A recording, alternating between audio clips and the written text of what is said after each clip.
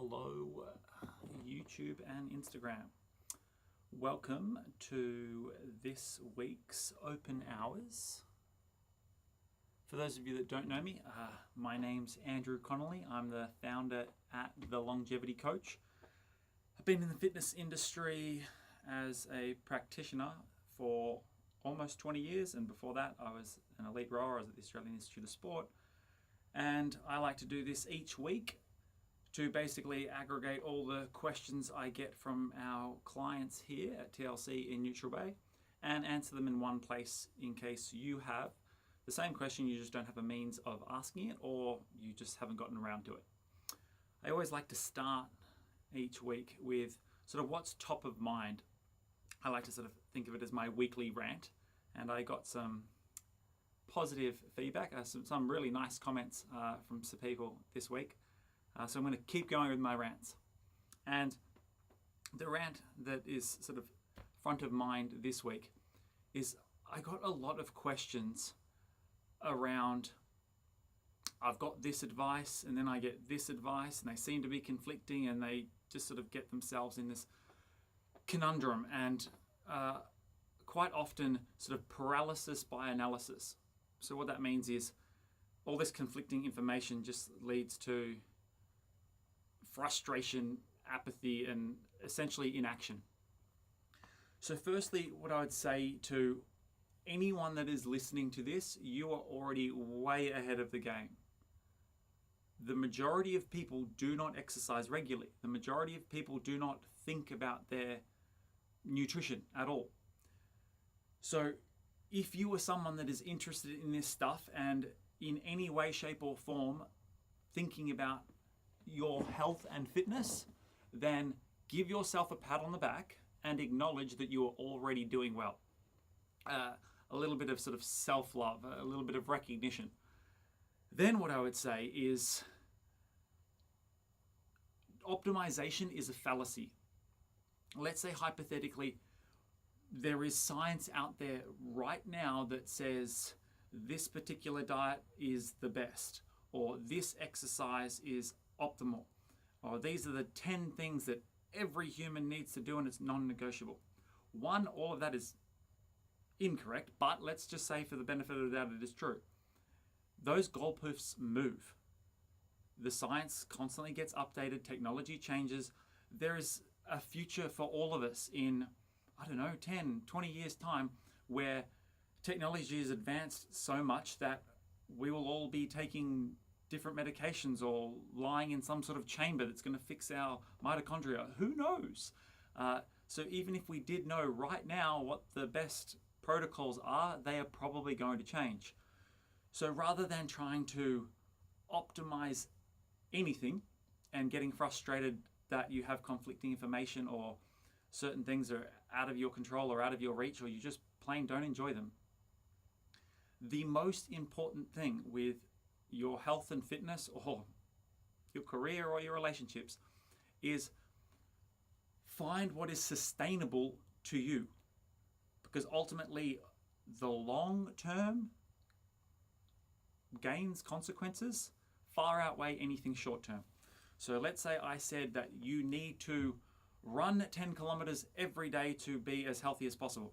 If you absolutely hate running, but you do truly want to optimize your health, you might start running 10 kilometers every day. Guess what? After a week or 2 or 3 or 6, or even after a couple of years, you'll just stop because you hate it.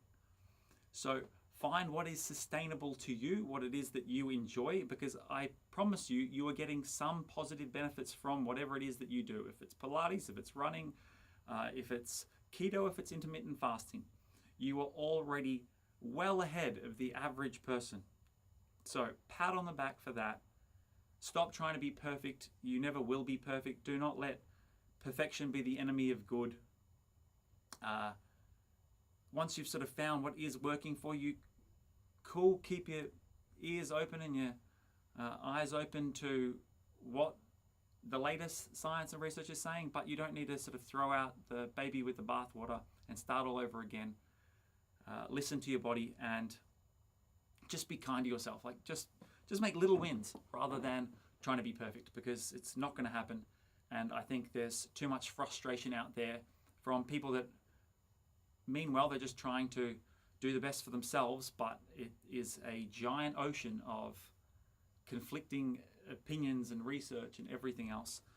So you do not need to constantly be trying to tinker with what you do and why you do it.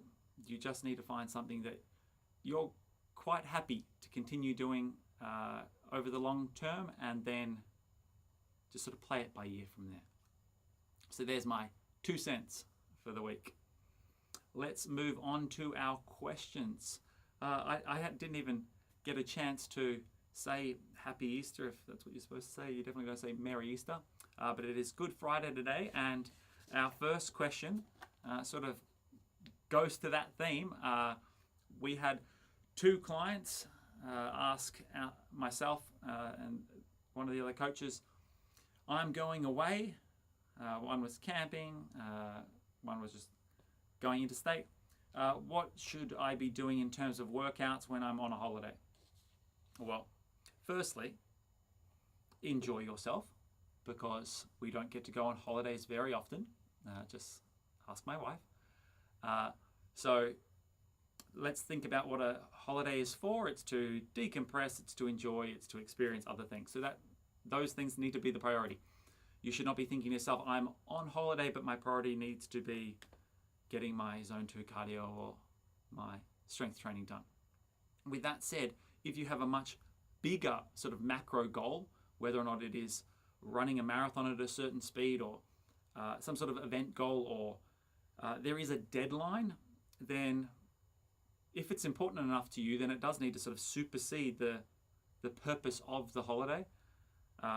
So let's say hypothetically I was training for an event in July and I went on holiday for 2 weeks now over Easter.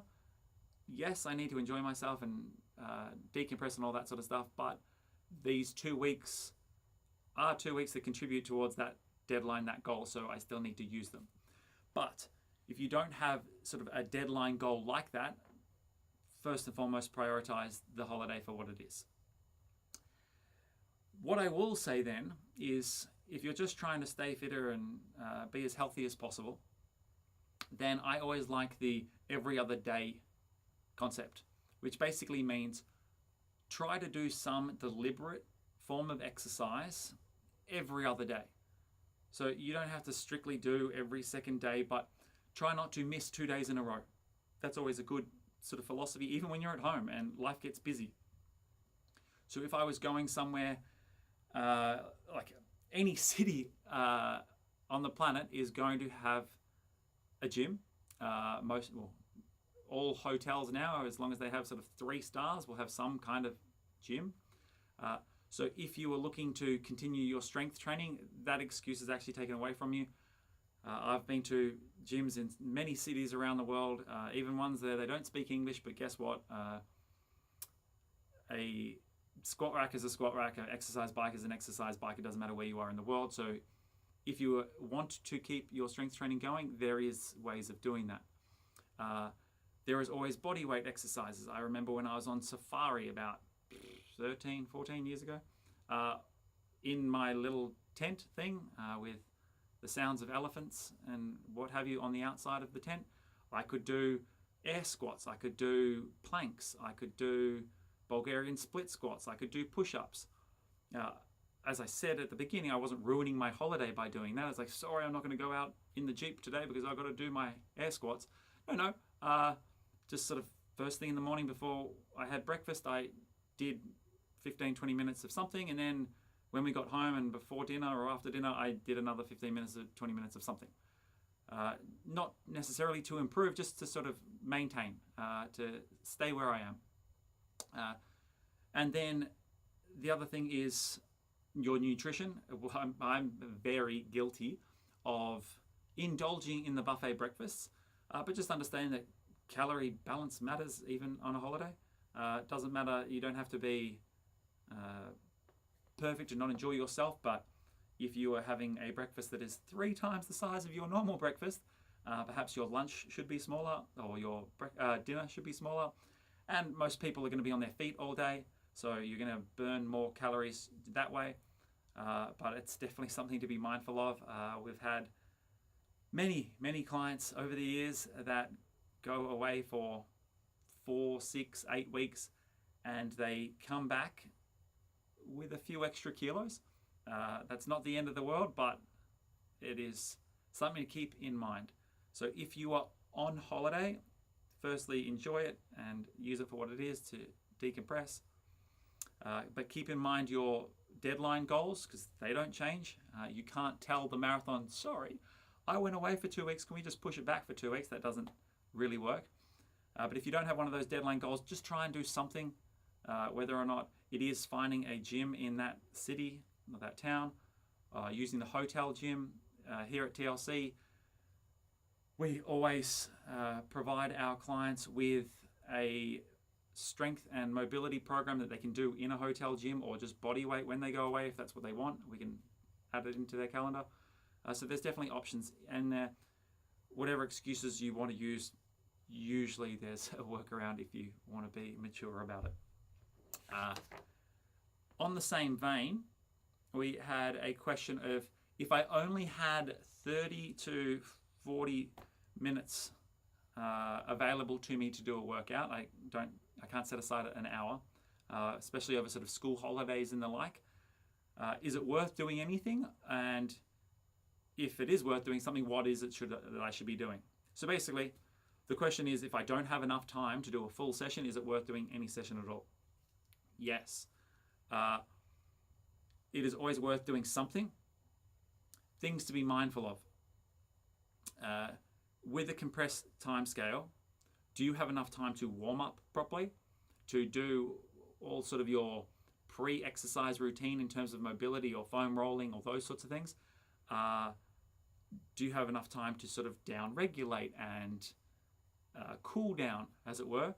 Also, what are the sort of long tail repercussions of doing a workout? I mean, in terms of, are you willing to get flustered and sweaty if you only have 30 minutes and you're supposed to be somewhere? Cool. You don't want to smash yourself for 30 minutes, then go to where you need to go, and you're red like a beetroot and you're still sweating when you get there. You're like, hi guys, I'm here for the Easter lunch. So when I have very limited amount of time to do a workout, I sort of pick the low-hanging fruit that has the lowest sort of impact on the rest of my day, and that's usually going to be mobility work or stability work, core work. So if I've only got 15-20 minutes, then I'm going to be grabbing a resistance band, and I'll be doing single leg planks and clams, and I'll be foam rolling. It's not necessarily going to make me much fitter or stronger, but it's going to allow me to work on things that sometimes don't seem to get the love and attention that they normally would if I was going to do the big, strong, heavy stuff. I would be like, oh, cool, I'm going to do that, and I'll get round to the stability work at the end. And we all know that when we say we're going to do core at the end, we just go home. So if you only have this tiny window, you do those sort of micro movements. If your priority is aerobic fitness and you only have 30 minutes, that's fine. That's when we actually will sort of lean more into the high intensity interval type sets, the Tabatas and the like, because if you've got 30 minutes, that is plenty of time to absolutely smash yourself if you choose to smash yourself. Because again, we're going to make sure that we warm up properly. I would set aside, I personally would set aside about 10 minutes to get myself warm and physically prepared to work hard. That would be sort of a general full body warm up, a jog or a bike or a row or something like that. And then I would hop off and do some lunges and some world's greatest stretches. And then I'd smash myself for 20 seconds on, 10 seconds off, 8 times. That's 4 minutes. Boom, Tabata, done. If you do that properly, side issue, I don't think many people ever do Tabata properly. But if you do that properly, your workout's done in 25 minutes and you are absolutely floored. The problem is the intensity has to be sky high, and a workout like that's going to lead to sort of the beetroot sweating for the next 15-20 minutes. Or if you are working towards sort of a steady state cardio goal, you're trying to run a half marathon or something like that. You could warm up, do your mobility work, and just do one single 20-minute effort at your tempo pace. Now, for those of you in that world, you'll know what that means. And doing one single effort at 20-minute tempo isn't going to be that taxing at all. At the end of the 20 minutes, you'll be like, whew, it was kind of hard. But you're sort of building those patterns and just getting more familiar with what those sensations are, building up all the stability through your hips and your ankles and your Achilles. So it is definitely not pointless to do one 20-minute effort like that. Just sort of this little bite-sized piece for sure. When it comes to strength training, again, warm up. You can get a seriously good workout in of a couple of big compound movements in 30 minutes. So you warm up for 10, you could knock out, take your pick compound movement, your squats or your lunges or your deadlifts, squat presses, all of those sorts of exercises. If you do 15 minutes of that after a good warm up, more than enough. The last thing I'll say is, if you have a strength program written for you that's supposed to be 60 minutes and you only have 30 minutes, or this even goes if you aren't feeling very well, like you're just feeling flat and you're not in the mood or sort of coming back from illness, there is no reason why your workout that is 60 minutes that consists of 8 exercises of 4 sets of 8 or 3 sets of 10 or 5 sets of 5, you can't just drop down all the volume and do 1 set of 10 of each exercise or 2 sets of 8 instead of 4 sets of 8. Obviously, you don't get the same stimulus, you don't get the same return, but you are still getting stimulus and you're still basically telling your muscles, hey, this is what the load feels like, stay used to it, keep that sort of neurological pathway firing. So another strategy is keep doing what you normally do, just do half of it. Well worth doing, better than doing nothing. And I am a firm believer that maintaining consistency, maintaining the routine and the habits is far, far more important than what it is that you actually do in that single exercise or session, that single workout. If you go to the gym every Tuesday and every Thursday for 60 minutes, and then for whatever reason you can only do 30 minutes on that particular Tuesday, it is so much better to still go on Tuesday to maintain the routine, even if it's for half the workout that you would normally do. 2 questions remaining. We got a video sent through this week from long-time listener, long-time contributor, Leslie. Thank you, Leslie. Single-handedly keeping open hours afloat. So Leslie sent me a video from a podcast where the guest basically said, if you are lifting heavy weights, you need to be very mindful of your joints, and it could/will lead to arthritis. So typical clickbait scare campaign. All these people over here, Stacey Sims, Vonda Wright, Gabrielle Lyon, all these people are saying women need to lift heavy and we all need to be doing strength training. And then there's this other guy, he's a strength and conditioning coach. He's like, oh, if you lift heavy, you'll probably get joint damage and arthritis. Okay. When you do any form of exercise, you need to be mindful of injury. Just even if you've got your technique nailed and you're doing all the sort of preventative measures, your foam rolling, stretching, hydrating, more than anything, you are sleeping and recovering properly, you can still get injured, 100%. Even with the best intentions, the body is a very, very complex system. There's a lot of things we don't understand, and even then there's just bad luck. So we always need to be mindful of injury. As for the idea that heavy weights leads to joint problems, he isn't lying. I suggest to everyone, I think it's on Netflix, go watch the Ronnie Coleman documentary. So for those of you that don't know who Ronnie Coleman is, you aren't a male between the ages of, let's say, 30 and 50, who all idolized Ronnie Coleman back in the day.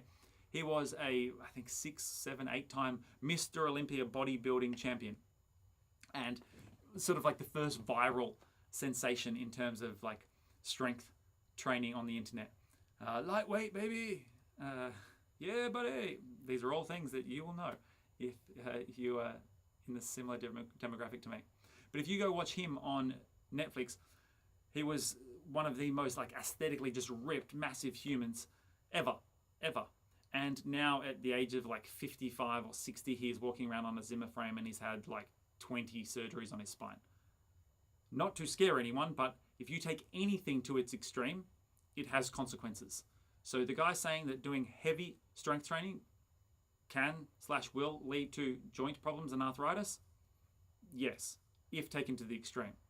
If Susan and David, that has just got a membership to a local gym, start strength training, they do not need to worry about the joint degradation and arthritis.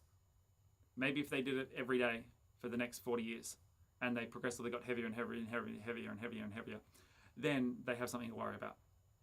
But am I worried that starting strength training is going to cause long-term chronic joint damage? No, the exact opposite. Is going to make your joints and your connective tissue stronger. I have a personal problem with telling the wider world that you need to be lifting heavy, because I think people immediately imagine a bar with big giant weights on either side of it or huge dumbbells. No one should be starting with that. Everyone should be starting with just body weight movements, air squats or body weight lunges, push-ups on their knees, like a TRX row, and then build up to lifting heavy. Because if you are starting simply using your body weight, or as Ron von der Wright described them as the antsy-pantsy pink dumbbells, they are heavy for you. So heavy is all relative to where your strength is at. And doing those sorts of things are actually going to make your joints and connective tissue much stronger. It's not something you need to worry about at that stage. If you became a competitive powerlifter or bodybuilder, yeah. But everyone should be doing strength training, just as everyone should be doing aerobic exercise as well. Never one or the other. It's always both. And you should be lifting as heavy as possible for you. And it always takes us back to the idea of proximity to failure. How close are you to something that is going to lead to form failure? What that means is you want to be doing a certain number of repetitions on a certain weight where you think to yourself, ooh, that's hard. I don't think I could do even 2 more of them. Even if someone was like, here's $100, do 2 more. And you're like, why? I can't. That is proximity to failure. You're close to the point where you're just like, and that doesn't have to be big, heavy, scary weights. It just needs to be something that is challenging to you right now, today. So please don't get scared off from strength training. It is so important to every human on the planet. But at the same time, also, don't listen to the propaganda that you need to be lifting heavy. You need to earn the right to lift heavy. So start wherever you are and build up to it, hopefully under the supervision of a trained professional. Last question for the week. We got sent an article, I think it was in maybe the Australian or the Fin Review, basically saying that the glutes are the muscle of longevity. And the whole article was basically the secret to longevity are the glutes. Interesting. The glutes, in my opinion, are probably the most important muscle group in the sense that they are disproportionately weak in the majority of people on the planet. So our posterior chain, so basically the stuff on your back, your lats, your glutes, your hamstrings, your calves, your Achilles, all of that stuff, for the average person that is sitting at a desk and isn't sort of moving very much, their posterior chain is going to be weak and it's going to be short and it's going to cause problems.